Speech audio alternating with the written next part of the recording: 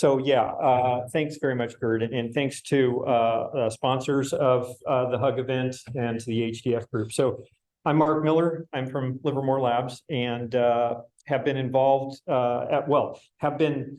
interested in and involved in some degree or form in HDF5 since its initial development. And so we'll talk a little bit about that. Let's see. How do we go forward? There we go. Okay, thanks. I'm getting Zoom stuff in the middle here that I just want to get out of the way. Okay, so real quick, the August 6th and August 9th anniversaries of the atomic bombings in Japan just passed again this month. And of course, the movie Oppenheimer came out within the last month and a half.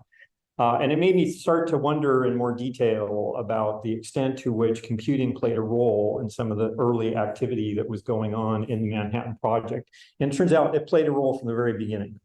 Here we're talking about high-performance computing from 95 forward. 95 is when the ASCII program started. But it turns out that there was high-performance calculating going on back in the 1940s even.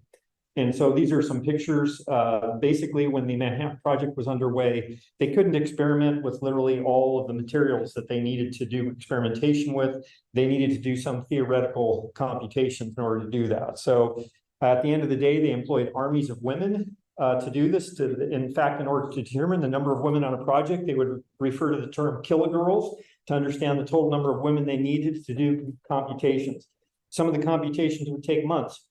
And later on, they moved to IBM punch card systems, and Feynman and von Neumann reduced those computation times with those punch card systems down to a couple of weeks to do some of the calculations that they needed. And this was based on their understanding of the materials, uranium and plutonium, that they were using at the time. So high-performance computing has been at the heart of NNSA Labs since the very beginning. In fact, that's a picture of Oppenheimer and von Neumann in front of the Los Alamos MANIAC machine back in 1953, I think. So Los Alamos was founded in 43, and by 1952, they custom built a machine called MANIAC. That's who they're standing in front of there. Sandia was founded in 48. Actually, they were spun off from Los Alamos as Los Alamos Z Division in 48. And by 1960, they were running IBM 7090s and CDC 3600s. And Livermore was founded in 52, and the first really big procurement that was done at Livermore Labs was the UNIVAC 1. So just real quick, the NNSA stands for National Nuclear Security Administration. And the division of labor in that enterprise is sort of Livermore and Los Alamos design the weapons, and then Sandia basically handles everything else. But the point is, high-performance computing has been involved in the NNSA Labs from the very beginning.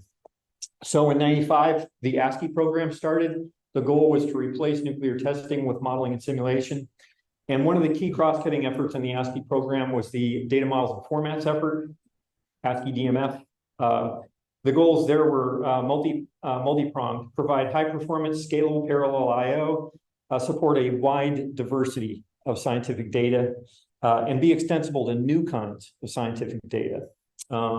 Provide a rich feature set, so data in transit operations, partial I/O, compression, that sort of thing. Enable make sure that the scientific data that we created was portable, easily exchangeable, and easily shareable. And then finally, that what we were doing was sort of suitable for restart in addition to data exchange. And so you've heard of a couple other people talk about restart. The reason restart's a little bit harder, it requires bit for bit reproduction of the data that's in memory. Let's see, I'm sorry, I forget that slide, those were notes to myself. So scientific data as numerical fields. This is what ASCI-DMF sort of started, the problem ASCI-DMF was trying to solve. You can think of most of what our scientific applications do is they model what we call ideal fields.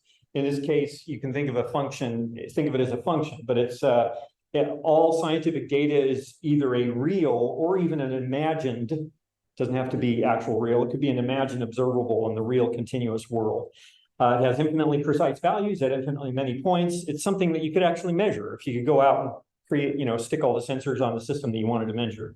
An example would be velocity of airflow over the wing of an aircraft. Of course, in a computer program, we can't represent those, obviously, those infinities, but what we do is represent numerical fields. So there are, in this example here, this sum of FIs times basis function BIs. The FIs are the degrees of freedoms or weights in the numerical representation of the field, and the BIs are the basis functions. And this represents a discretized version of the ideal field. And so this is ultimately how ideal fields were implemented in a computer program. And the goal of ASCI-DMF was to come up with an interface that supported that, plus all the other things you saw mentioned on the previous slide. Okay, so the first ASCI-DMF meeting was at Livermore Labs in the fall of '96. The reason I have that mosaic, NCSA mosaic icon up there, that I think we went out to sometime in, I think it was actually in '97, so after this meeting, we went out to meet the HDF team at NCSA. That's where they were at the time. And I got a sweatshirt from Mike Folk. I still have that sweatshirt. I meant to bring it and I forgot it, but it was an NCSA mosaic sweatshirt. I still have that today. But the first meeting we had involved the NCSA HDF team. So I remember Mike Quincy, Elena Albert. I don't remember who else was there from the HDF team, but there may have been others.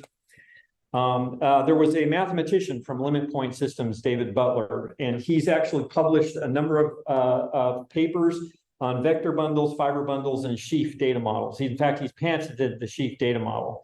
That didn't exist at the time, but he was sort of the lead mathematician in trying to develop this sort of ideal field model. And then there was Livermore, Sandia, and Los Alamos, and we each came to the table with our own I/O technologies. So Livermore came with something called Silo that was implemented on top of PDB. Sandia came with something called Exodus, implemented on top of NetCDF. And LLNL came with something called LLNL link files, or I understood them to be called XFiles. They were used within X division at Los Alamos. So the sets and fields data model sort of grew out of this effort.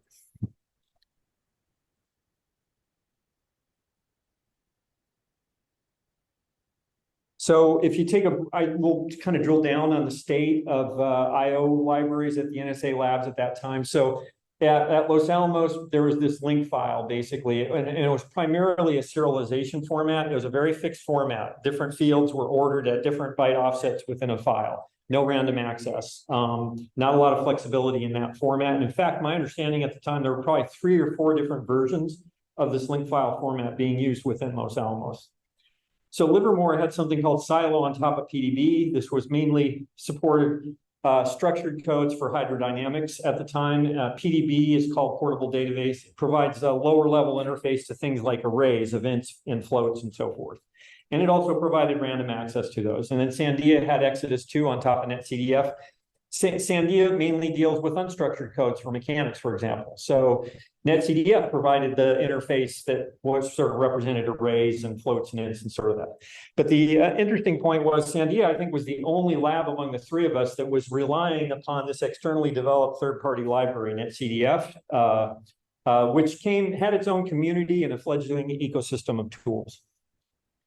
I'll drill down a little bit more on the sort of history of I/O libraries as I see them. Between 1960 and 80, basically it was a stovepipe era. Every simulation code handled its own I/O. It wrote its own visualization tools, its own job management tools. Everything for an application code was all designed around a file, very much like, I think, like what Josh was describing earlier with the US modeling system, the system that used. So it was basically a bunch of applications around a very fixed file format. And there were these each stovepipe had its own format and a whole bunch of tools that were designed around that format. And if you wanted to move data from one application to another, you had to write something called a linker to do that. And that was brute force data exchange. Between 60 and 80, there were improvements in the HPC ecosystem. Some of them are listed there. And those improvements fixed a number of things, but they did not address data analysis and visualization. So what do we do about that? So between 1980 and 2000, there was the emergence of 2 kinds of general purpose I/O libraries. Kind 1 sort of worked on data structure abstractions, arrays, structs, linked lists, that sort of thing. And the second kind worked on computational modeling abstractions, meshes, fields, variables. And an example of kind 1 are things like CDF, HDF, or PDB, and examples of kind 2 are things like the silo, Exodus 2, and that sort of thing. So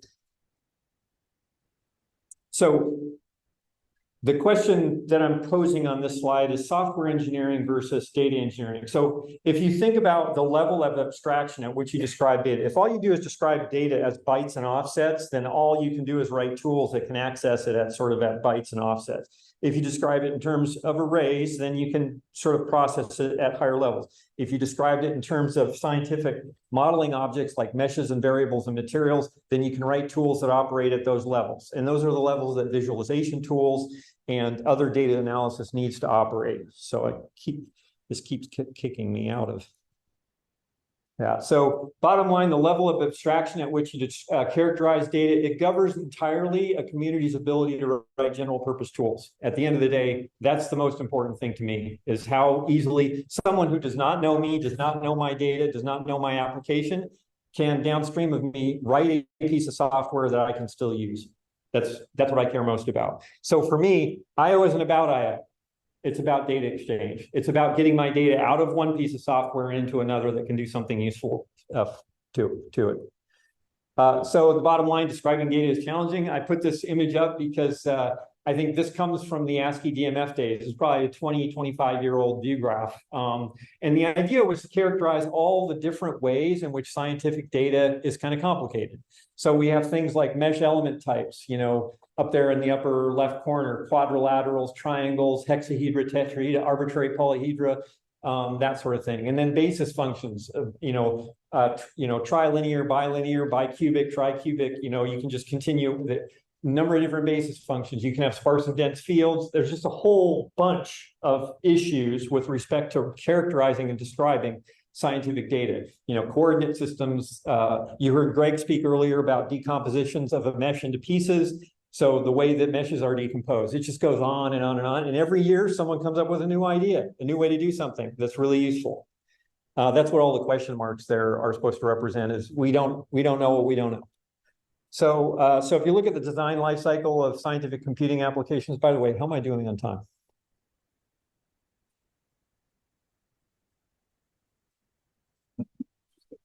Oh, okay, all right, okay.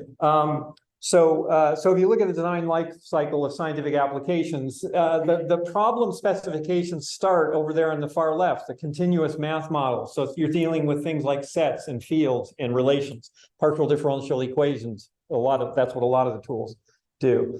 And then we move to a discrete math model, and out of that discretization comes things like meshes and meshes with elements, variables with degrees of freedoms, and the basis functions that are used to represent those.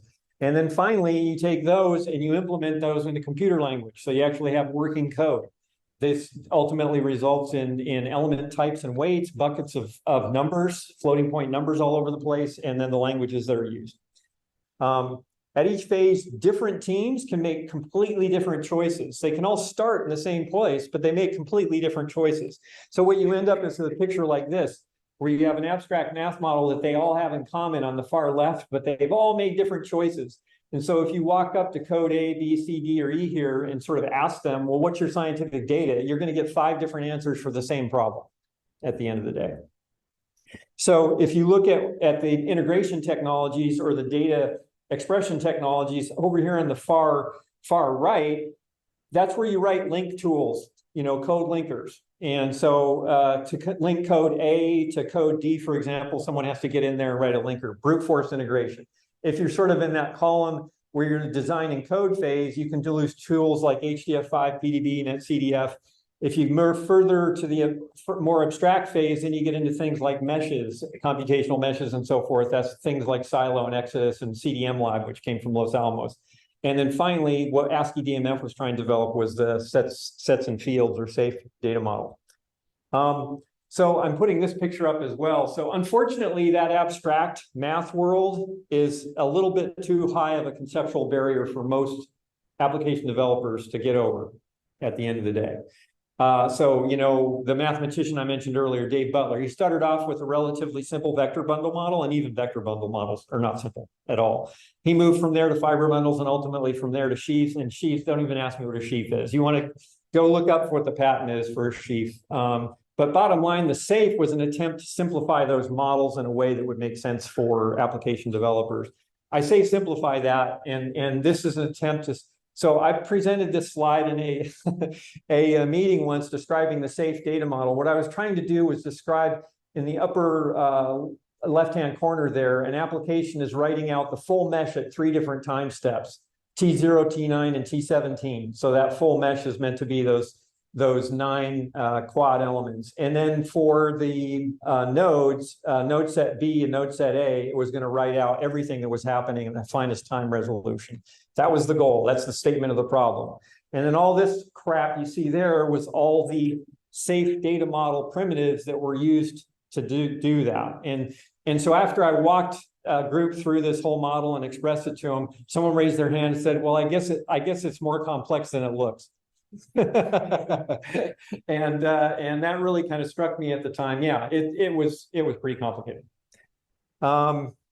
So let's see, out of all of that, so the HDF team was watching and participating in the tri-lab discussion of the development of the SAFE data model. And so out of those discussions, I believe there are a number of things that were inspired by or somehow related to the needs of the NSA Labs that ultimately became part of HDF5. Now, HDF5 developers can correct me if I'm wrong here, but things like numeric formats and type conversions. The PDB library at Livermore, they could parameterize those types. So, oh, thank you. When do I need to finish?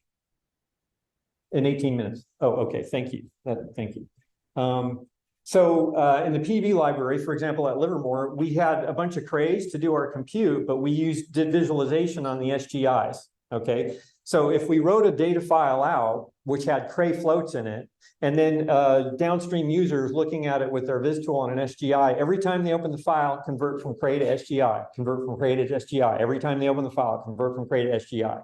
But the way that PDB worked is you parameterize the floating point formats, and when the writer wrote it, you could target the format you actually wanted in the file to be different than what was in memory. And so on the cray, it would write to the file, but it would write SGI format. So then when it got to the SGI, there was no conversion cost at all.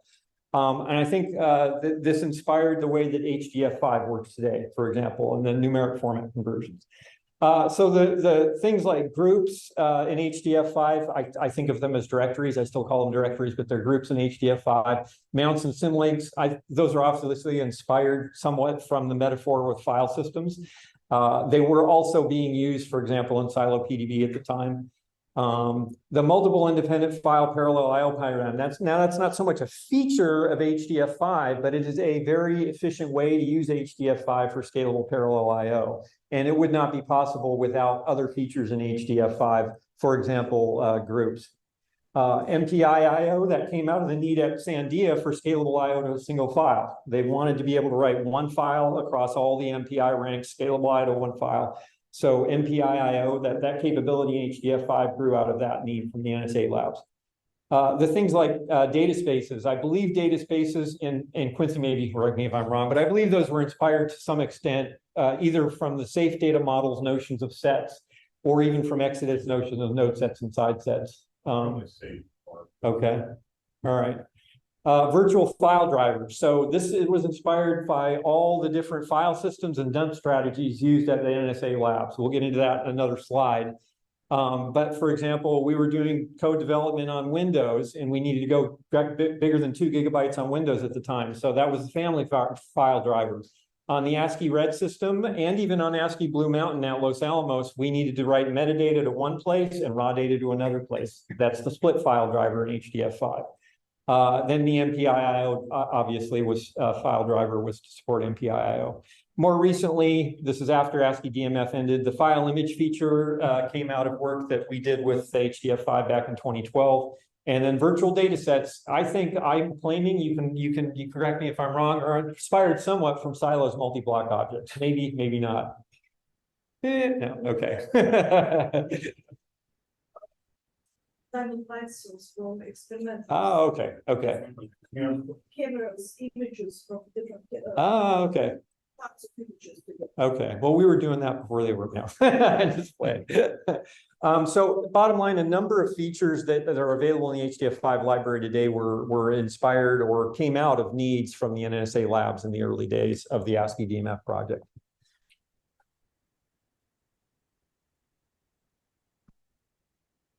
Okay, so bottom line, the HDF5 team got a front row seat at Tri-Lab data integration efforts. So there were many meetings between 96 and 2000. Let's see, except in isolated one-off instances, the three labs had prior to that never shared data. All right, that's just not something we did. Matter of fact, Dave Butler, the mathematician who helped to develop the model, he made the joke at one point that at the same time that we were doing this work, there was a very famous, it was considered an espionage case at the time. Of course, that's been corrected now. It's the Wenho Lee case. I don't know if you're familiar with that case at Los Alamos. But bottom line, David Butler had argued the only way Livermore and Los Alamos would share data is if we both employed the same spy. But bottom line, all three labs came to the table with three different experiences and expertise in integrating via files. And I mentioned what those were. And we have three entirely different compute platforms and file systems: ASCII Red at Sandia, Blue Pacific at Livermore, and ASCII Blue Mountain. Don't ask me to go into the details of those systems. Trust me, they are very different systems at the end of the day. There was also, parallel to the ASCII data models and formats effort, a common viz tool effort that was basically, we weren't talking to each other. Those two efforts weren't talking to each other.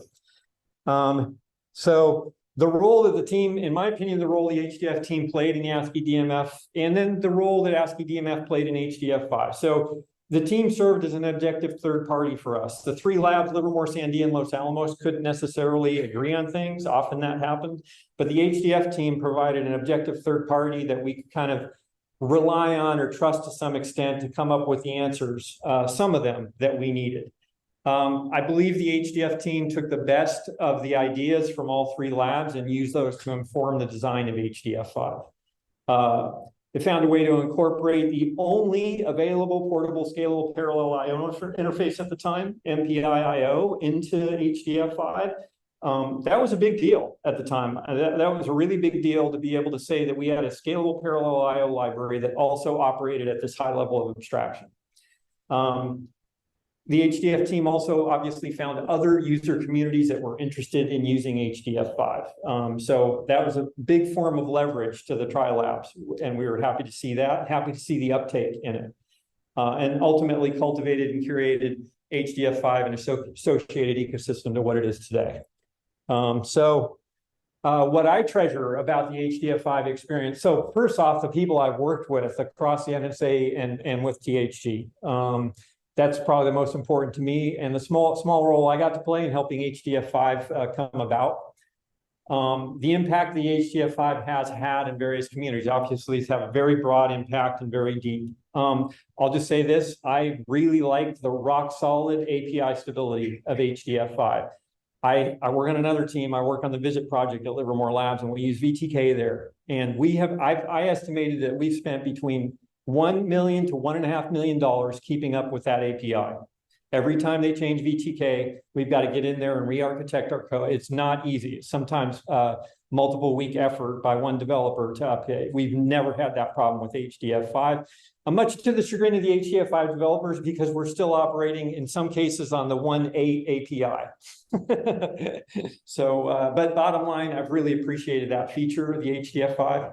Ultimately, the commitment to providing quality open source software has been really valuable to us. And the really cool stuff I get to do with HDF5 and impress others. I'll give you an example. We had, well, let's see. I'll hold that example off. Maybe I'll have time at the end here. The idea map that I forget, what do you call it, Quincy? The mind map or whatever. Yeah. So maybe he'll probably show this later in the hug this week, but it's this massive sort of structure of all the ideas that have ever come up and been talked about. Oh, we should try that. And it fits somewhere on this big mind map of what we might want to do with HDF in the future. And then the knowledge and experience we gained to start developing HDF6. Hey. No. Okay. Okay, to that I say happy birthday, HDF5. 25 years is a really big deal. I heard Surin say that at the beginning. Really big deal. I don't know if y'all can appreciate this, but in the commercial industry, the idea that a product's been around for 25 years is just unheard of. It does not happen. So yeah, great work. Thanks to the HDF team for your dedication and work. I really appreciate it. This is the end of my prepared slides. I did have a number of other slides that might provoke some thought or conversation that I'm willing to share, but I can also just stop and people can ask questions, or you can get 10 minutes of your life back. No, let's controversy. Provoke some questions. Oh, okay. So in my experience throughout the whole process of working on libraries like this or projects, I've been involved in other projects like the ITAPS project, which was a SIDAC project to develop a similar interface. There's a lot of kind of this or that questions that come up. So one is for big labs that have big budgets, do we go with something homegrown or do we turn to the community? Do we want something community developed? Bottom line, the real big deal for Livermore labs and other labs, and when it's homegrown, we know we can fix showstoppers immediately. We have the expertise in-house. When showstopper issues come up, we can fix them. Can we trust a community developed product to do that? And so for the most part, with the HDF team, we have been able to trust the team. We've worked many years. In fact, more recently, we have enterprise support on HDF. Is it still called enterprise support? We call it software priorities. Software priority support. Sorry, Gerd, thank you. So, but bottom line, we have a contract with THG to do that because we want to be able to address showstoppers if they come up. They haven't come up recently, but that's one question is homegrown versus community. Another question, restart versus plot. So you've already heard me talk about restart files. You need to have bit for bit identical restart. If you don't put into disk exactly identically what was in memory, then when you restart, you're going to get perturbations in your answer. So you can't do that. You need restart has very specific needs. Plot files don't need that. But a lot of times plot files only need 32-bit precision. They don't need 64-bit precision. That's not always true, but it's sometimes true. Other things like time histories are often just ASCII files, for example. But these two questions of restart versus plot, they ultimately have different meanings. You can get away with lossy compression, for example, and start plot files that you can't restart files, that sort of thing. Let's see. Bottom line, all these questions, you want to write a restart, you want to write a plot, you want to write a time history, those can actually lead to completely independent I/O interfaces on your code. And I've seen this at Livermore Labs. I've seen, 4 or 5 different I/O libraries to basically manage. Oh, we want to send data over to that tool. We got to do this. We want to send data over to that tool. That's a pain. Let's see. So standardized interface versus standardized container. So you could standardize on the bytes on disk format. Say, look, everybody, just use this format. Convert to, if all you do is conform to that format, then anybody can write, these 4 bytes here and these 7 bytes here and get something that's shareable. That's standardizing the container, in my opinion. Or you can standardize on the interface. Look, don't just call this function, call that function, call this function, and don't worry about what's happening underneath the covers. It's these functions that you call to do the work that you want. Both have pluses and minuses. I honestly think the ideal situation is when you've got a standard for both. And I don't know, is there a standard HDF5 byte level? There is. Okay. Has anybody else successfully written a byte? They have two different. That's good to know. Okay, that's very interesting. It needs to. Okay. All right. So that's someone that's implemented an HDF5 file without using the HDF5 library. That's pretty cool. Binary versus ASCII data. So bottom line, it would be great to use ASCII data, but you can't get restart files with ASCII data because at the time, we weren't looking at base 64 formats. I don't know why this never came up early on, but we were not looking at base 64 formats, other than the fact that they're not human readable. But if you're trying to do ASCII output, then you're basically giving up your restart capability. But dealing with numeric floating point numbers in ASCII versus binary is a problem. XDR was created to deal with that. Very slow. It was not very good performance. And there's this, if you're going to have ASCII on disk, but binary in memory, you're constantly converting between memory and disk, even each time you read and write, which is going to cost you. As processors have gotten faster, however, versus disk speeds and so forth, the cost of conversion to go back and forth isn't as big a deal because the real limiter is spinning disk speeds, which is, of course, less true with non-volatile memory disks now. So anyhow, let's see what else. Single-sided versus double-sided I/O.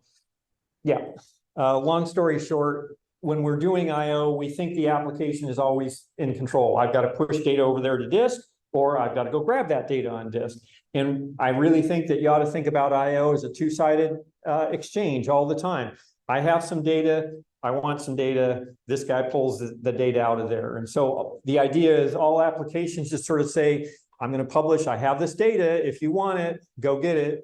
And then a restart file would basically be produced by a restart manager that connects to that application and says, you haven't saved state in a while. You know, the mean time between failure on this system is an hour. You need to save state now. And all of that logic is codified in that restart manager. It's not put into every application that's trying to do I/O. So if you look at I/O as double-sided rather than single-sided, you get some different answers. I already mentioned Cray versus SGI before, that we were visualizing on the SGIs, but computing on Crays.